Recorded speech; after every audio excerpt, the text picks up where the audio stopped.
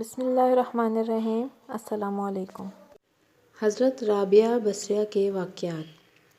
کچھ لوگوں نے سیدہ رابعہ بصری رحمۃ اللہ علیہ کی آزمائش کی غرض سے کہا کہ خدا نے فضائل مردوں کو بہت دیے ہیں اور مردوں میں انبیاء بھی بہت ہوئے ہیں، کبھی کسی عورت کو مرتبہ نبوت نہیں ملا، آپ کو رتبہ ولادیت نہیں مل سکتا، پھر بناوٹ کرنے سے کیا فائدہ؟ آپ نے کہا تمہارا قول درست ہے، لیکن یہ بتاؤ کہ دنیا میں آج تک کسی عورت نے بھی خدائی کا دعویٰ کیا ہے یا کوئی عورت بھی مخنث ہوئی ہے؟ حالانکہ ہزاروں مرد مخنث ہوئے ہیں۔ ایک بار آپ رحمۃ اللہ علیہ علیل ہوئیں تو لوگوں نے علالت کا سبب پوچھا۔ آپ نے کہا میرے دل کو بہشت کی طرف توجہ ہوئی تو حق تعالیٰ مجھ پر خفا ہوا، اس کا عتاب میری علالت کا باعث ہے۔ حضرت حسن بصری رحمۃ اللہ علیہ، حضرت مالک بن دینار رحمۃ اللہ علیہ اور حضرت شفیق بلخی حضرت رابعہ بصری رحمۃ اللہ علیہ کے ہاں تھے اور صدق کی بابت آپس میں تذکرہ ہو رہا تھا۔ حضرت حسن بصری رحمۃ اللہ علیہ نے کہا کہ وہ شخص اپنے دعوے میں صادق نہیں جسے اس کا مالک مارے اور وہ صبر نہ کرے۔ حضرت رابعہ بصری نے کہا اس قول سے خودی کی بو آتی ہے۔ پھر حضرت شفیق بلخی نے کہا کہ وہ شخص اپنے دعوے میں صادق نہیں جسے اس کا مالک مارے اور وہ شکر نہ کرے۔ حضرت رابعہ رحمۃ اللہ علیہ نے فرمایا اس سے بہتر تعریف صادق کی ہونی چاہیے۔ پھر حضرت مالک بن دینار رحمۃ اللہ علیہ نے فرمایا وہ شخص دعوے میں صادق نہیں جسے اس کا مالک مارے اور وہ اس سے لذت حاصل نہ کرے۔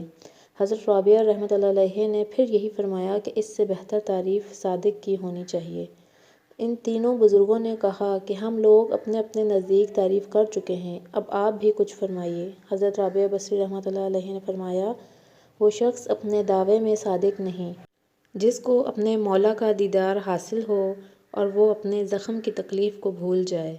کوئی شخص مشاہدہ الہی میں اپنے زخم کی تکلیف کو بھول جائے تو ہرگز تعجب کی بات نہیں ہے، اس لیے کہ مصر کی عورتوں نے جمال حضرت یوسف علیہ السلام کو دیکھ کر اپنی انگلیاں کاٹ ڈالی تھیں اور ان کو اس تکلیف کا ذرا بھی معلوم نہ ہوا۔ شیوخ بصرہ میں سے ایک بزرگ حضرت رابعہ کے پاس تشریف لائے اور بیٹھ کر دنیا کی مذمت کرنے لگے۔ حضرت رابعہ رحمۃ اللہ علیہ نے کہا معلوم ہوا کہ تمہیں دنیا سے بہت محبت ہے، کیونکہ اگر تمہیں دنیا کی محبت نہ ہوتی تو ہرگز اس کا ذکر نہ کرتے۔ قاعدہ یہ ہے کہ جو شخص جس چیز کو درست رکھتا ہے اسی کا تذکرہ کرتا ہے۔ سیدہ رابعہ شام سے عبادت الہی کو کھڑی ہوئیں اور صبح کر دی۔ فرمایا کہ ہم خدا کا شکر کس طرح ادا کریں کہ اس نے ہمیں عبادت کرنے کی توفیق دی ہے۔ پھر فرمایا کہ میں اس کے شکر میں کل روزہ رکھوں گی۔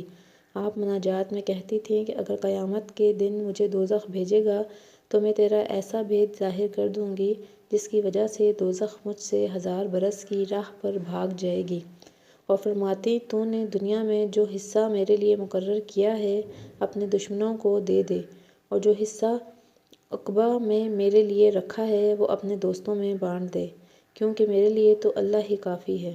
اور فرمایا میں دوزخ کے خوف سے تیری عبادت کروں تو تو مجھے دوزخ میں جلا، اور اگر جنت کی آرزو کی وجہ سے عبادت کروں تو مجھ پہ جنت حرام کر، اور اگر تجھ کو تجھ سے چاہوں تو اپنا جمال مجھے نصیب کر۔ اور فرمایا خدا اگر مجھے دوزخ میں بھیجے گا میں فریاد کروں گی کہ میں تجھے دوست رکھا، اور دوست دوست کے ساتھ یہ معاملہ نہیں کرتا۔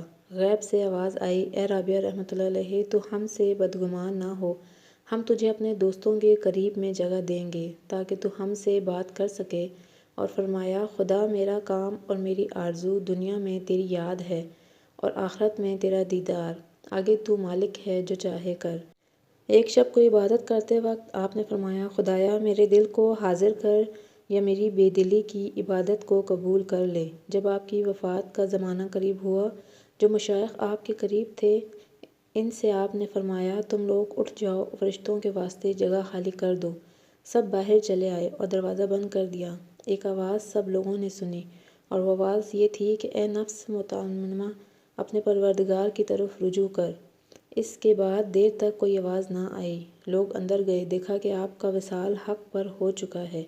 آپ نے اس دنیائے بے بقا سے کوچ فرمایا۔ کسی نے آپ کو خواب میں دیکھا، پوچھا منکر نکیر سے کیا معاملہ ہوا؟